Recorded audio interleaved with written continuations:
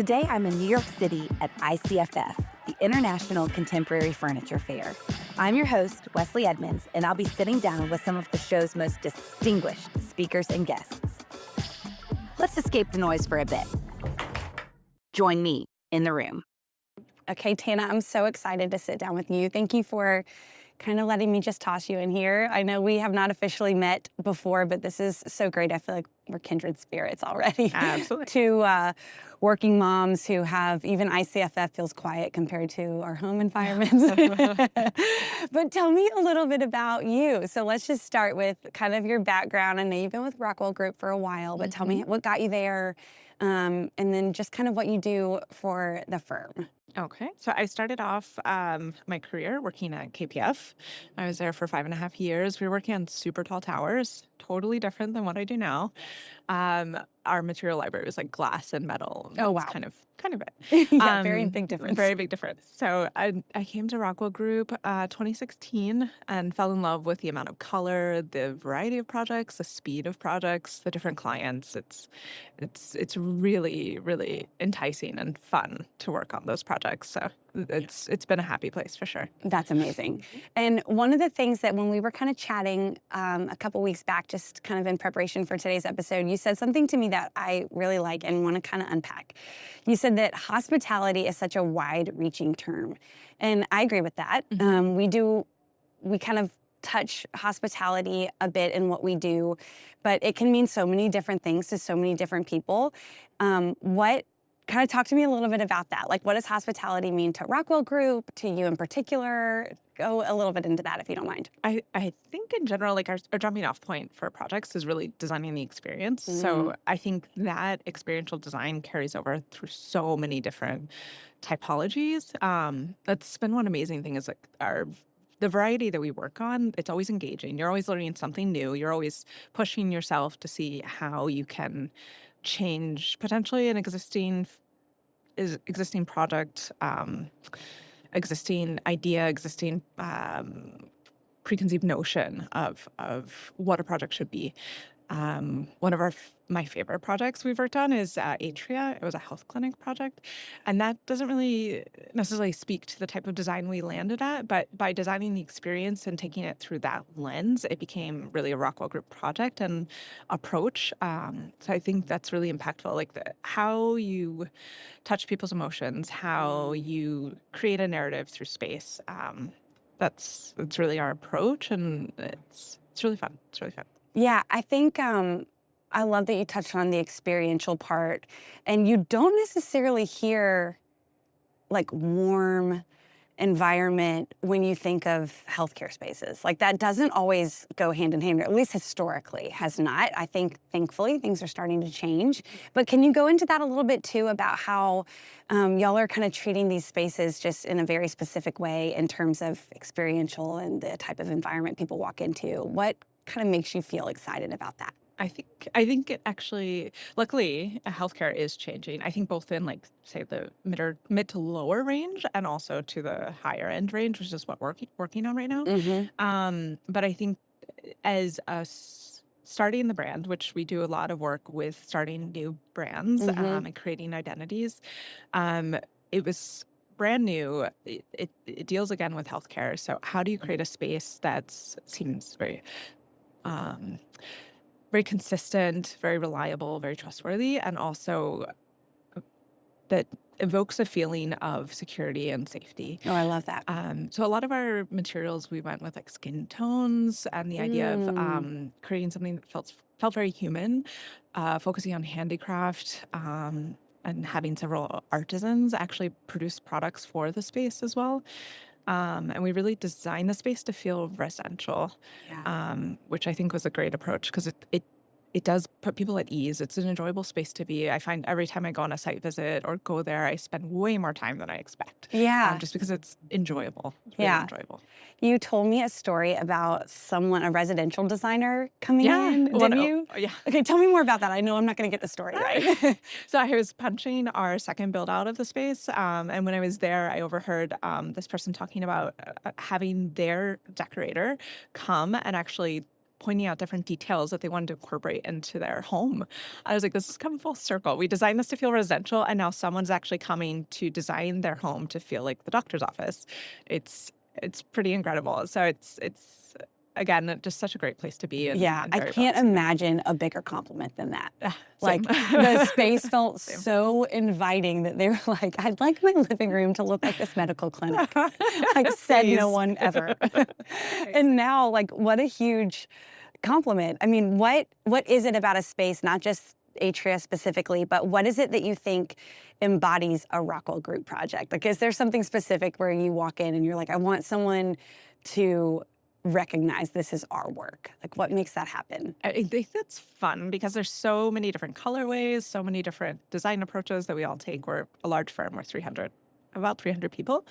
But I think it all comes down to, again, designing the experience and a focus on lighting, a focus on what comes next in the narrative throughout a space. So I think that general approach by all of us really helps to identify a specific Rockwell Group project. We're not necessarily designing to a certain color palette. We're not designing to want just one idea of what's good. It's listening to our clients and really having an engaging experience and helping to solve their ideas, solve their problems, and yeah, it's an approach, and I think it's really helpful. Yeah.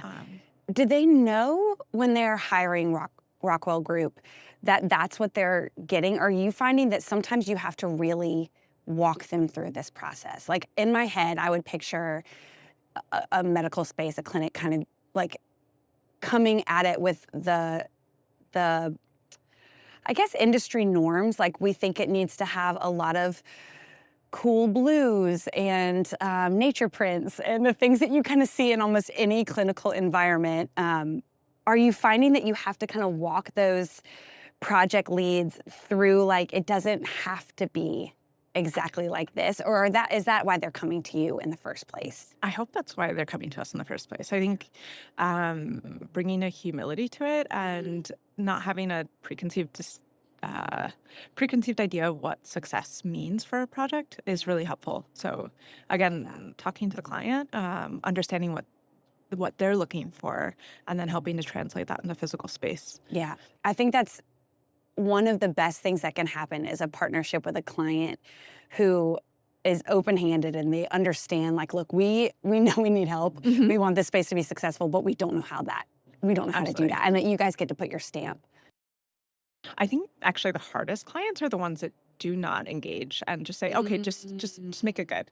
I think having some push and pull from both us and them is helpful to getting to a better product at the end of the day, a better design at the end of the day. I can totally see that. I feel like sometimes, with like a custom home, if you just have a blank slate, you have to make every single decision, and there's like more room for error there because you're just like, I guess we'll put the switch here. Like, but if you're kind of renovating like an existing house, or you've got a historic home and you're trying to add on to it, you kind of have to be creative with how you work with existing walls, or you work with like this weird funky layout and there's nothing you can do about it, and you have to be creative. It's like brings out those creative. It pressure cooks the project Yeah. in a good way.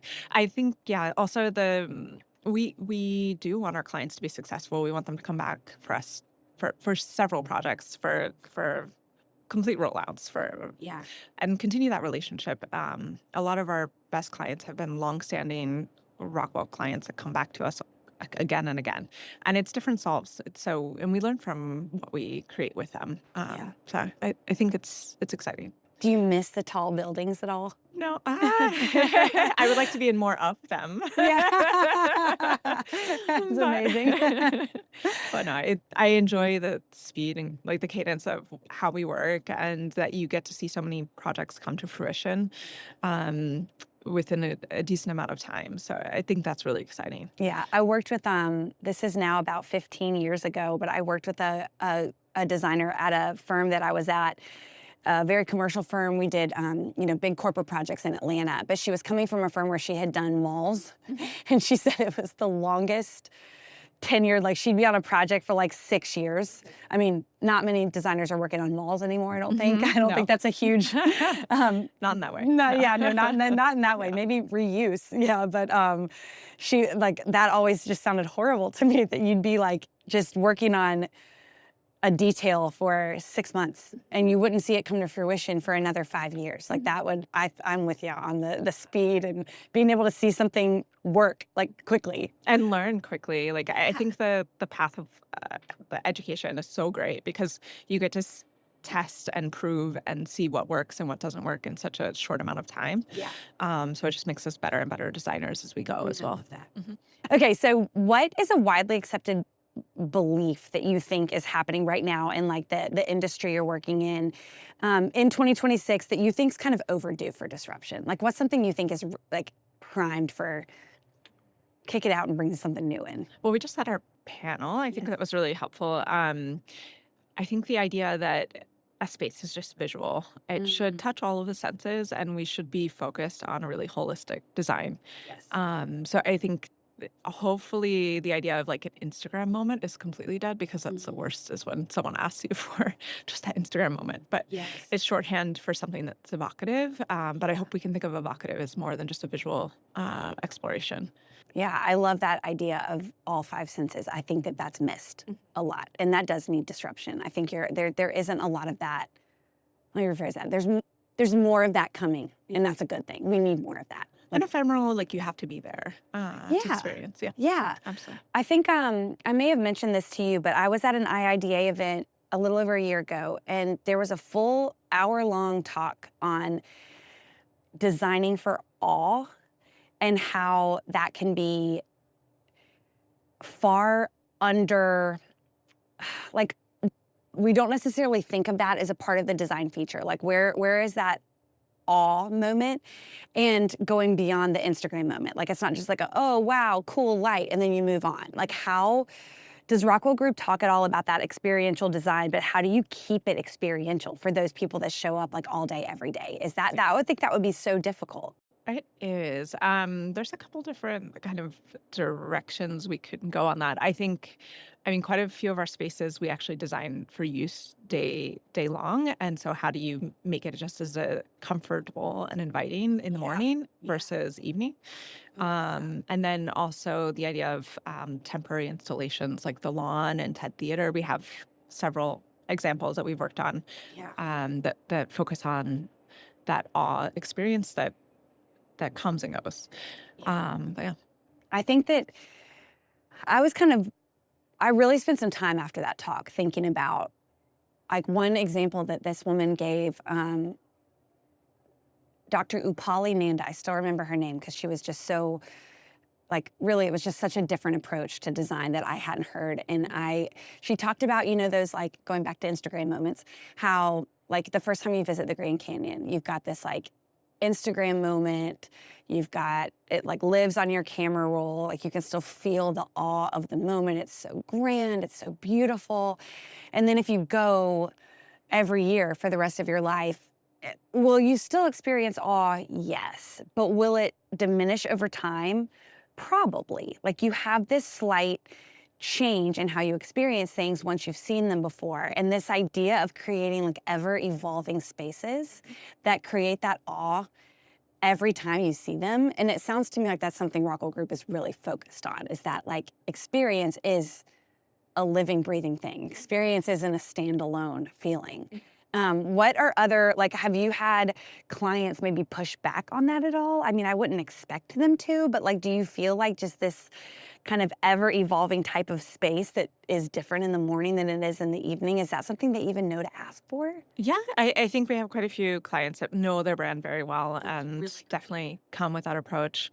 And I think there's an expectation that we will be designing for awe, that nothing's copy-paste. It's the idea that we are designing for the problems, designing for the client, designing for the space, designing for the place. Yeah. So it's all very important. It's a new approach every time. Yeah. Is there something that a client would say in like a envisioning session or something that you would see as a red flag to designing for that experience that you guys would have to kind of work towards, like, hey, we're gonna question that. We're gonna push against that idea and we're gonna try this instead. Like, what would be a red flag moment in a client meeting that would show that they're a little scared? I don't know if red flag, but I think a good thing is always the follow-up question. Like, it's not just like, okay, you're trying to achieve X, but why are you trying to achieve X? And in what way do you want us to kind of approach this as well? I think Sean Sullivan, the partner I've worked with for quite a while, he's incredibly good at asking that follow-up question that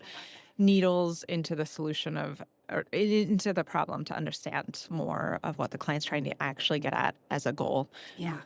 Not just like this should be red, but why is it red? What are we trying to get out of this experience? I think sometimes that unpacking is exploratory for them too. Like it's maybe they don't even know the answer until it's asked.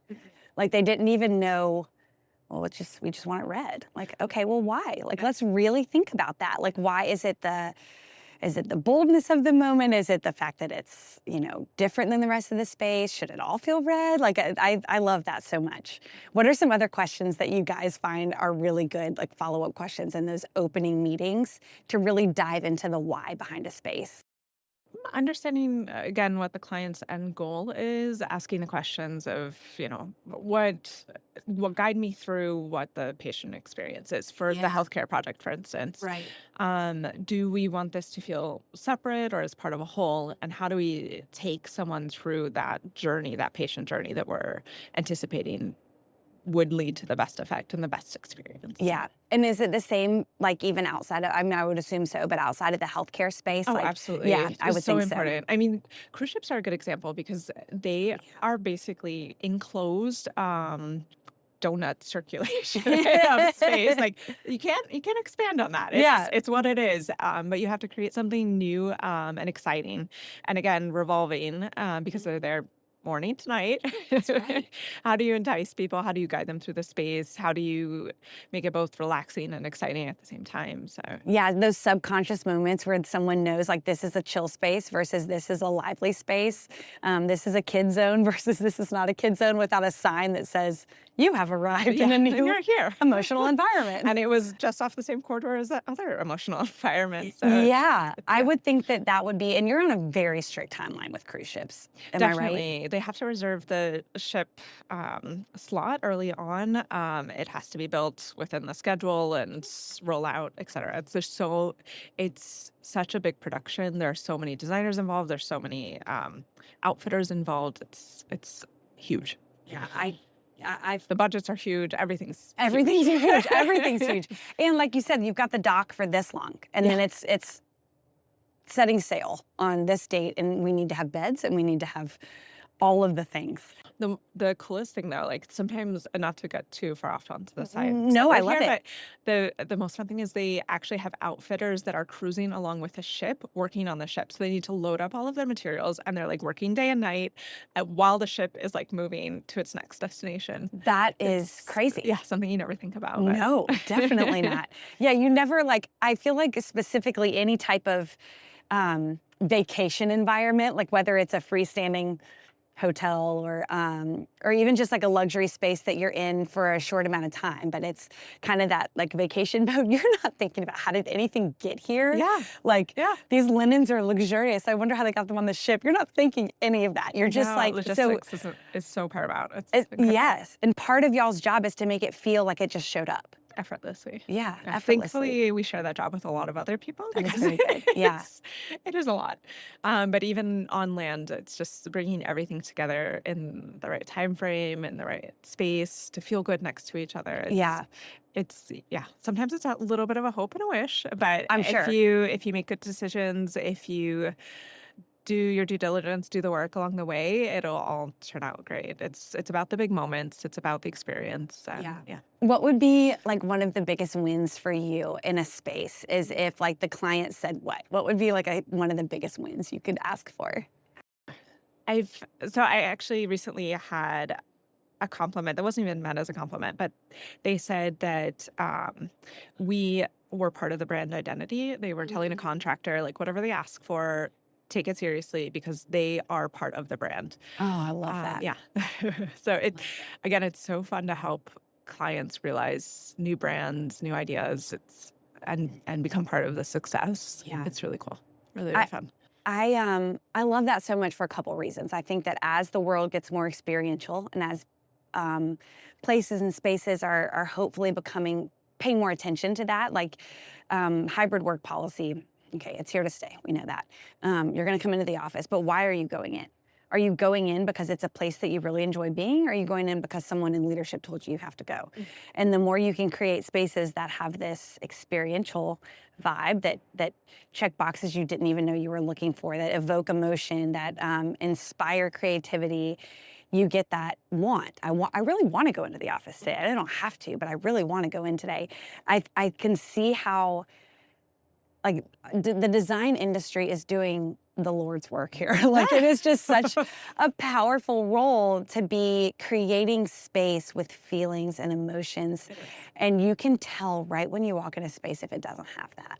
If it's just boilerplate everything, you just know that the culture doesn't live in the space. It's just not there. There should be a soul to spaces. I think it's so fun to see something built and see people inhabiting it and potentially using it the way you wanted. Sometimes not even, but sometimes it's more fun too. Yeah, absolutely. But no, it's designed for people. So at that moment where it is turned over and it becomes public space and it's used by everyone, and you see people enjoying the space that you helped design, it's really phenomenal. Yeah, it's a cool part of our job. That's a win right there. That's like a high five yourself moment. Yeah. Like we totally crushed this. Absolutely.